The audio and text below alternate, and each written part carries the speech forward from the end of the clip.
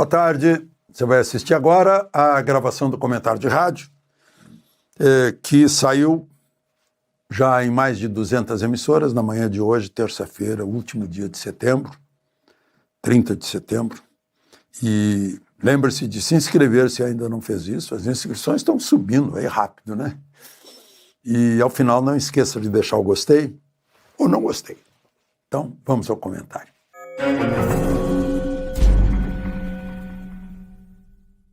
Bom dia. Moraes mandou Daniel Silveira para casa. Está indo para casa de tornozeleira, com o joelho ainda em recuperação, ele teve uma cirurgia no joelho, impedido de ter a voz digital que todos temos, que é a nova voz da democracia, frequentar redes sociais. Ele pegou 8 anos e 9 meses, simplesmente porque passaram por cima do artigo 53 da Constituição, que diz que deputados e senadores são invioláveis por quaisquer palavras, por ameaças, injúrias ao Supremo. Foi de boca. E contra a ordem, como é o nome? Ameaça ao Estado Democrático de Direito. Estado Democrático de Direito é quando a Constituição é cumprida, né? Isso é Estado Democrático de Direito. Bom, ele ficou a metade desse tempo preso. Estava ultimamente numa colônia agrícola, ou numa prisão agrícola lá em Magé. Pagou uma multa de 271 mil. Ele, quando foi deputado, em 2018, ele teve 31 mil votos. Mas depois, candidato a senador inelegível, teve 1,5 milhão de votos. Ou seja, toda aquela celeuma em torno dele deu-lhe votos para protegê-lo. Recebeu a representação de 1.500.000 fluminenses. Bom, agora está indo para casa. Fica o registro aqui que o ministro Fachin, tendo como vice Alexandre de Moraes, teve posse ontem no Supremo com a presença de todos os chefes de poderes. Presidente da República, o presidente da Câmara, o presidente do Senado, o vice-presidente da República e o procurador-geral da República. Nessa etapa de protagonismo do Supremo, eu estou falando nisso. Vou falar nisso no meu artigo dessa semana. Sobre o protagonismo no Supremo que despertou neste milênio, né? Exatamente o oposto do que era no século passado. Bom, o Nicolas era relator desse projeto que inclui facções criminosas como o PCC, Comando Vermelho, na lei de terrorismo, a lei antiterrorismo, né?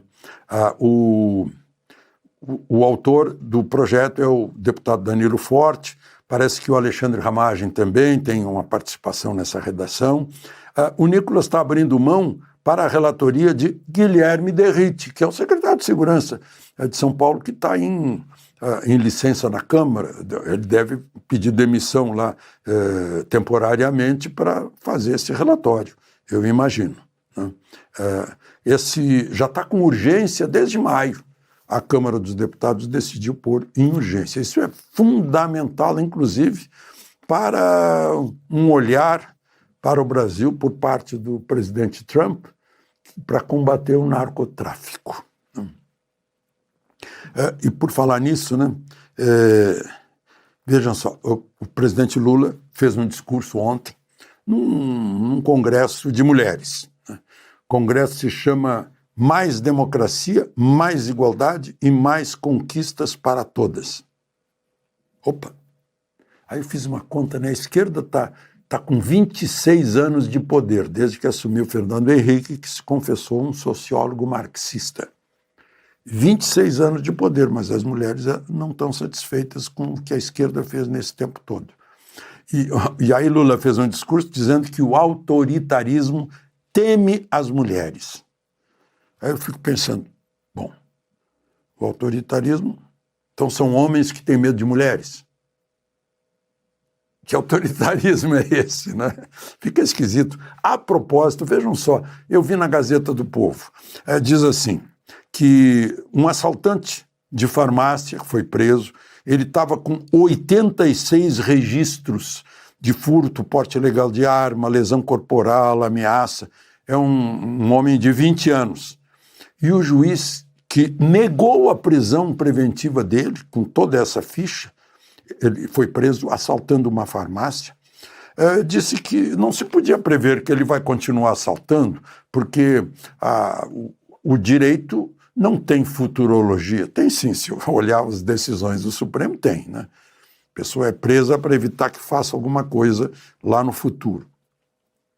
Aí descobriram que esse juiz que soltou o sujeito é marido daquela filósofa do PT que faz a apologia do assalto, né? Minimiza o assaltante, diz, assaltante é só necessidade, é um trabalho como qualquer outro, né?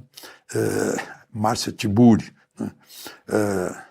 Aí será que esse é um dos maridos do autoritarismo que o Lula fala, que tem medo de mulher? Não sei se é isso, né? Mas enfim, incrível. São essas coisas aqui no Brasil que estimulam o crime, né? O crime aumenta porque é estimulado por esses pensadores, esses que se autodenominam intelectuais. De Brasília, Alexandre Garcia.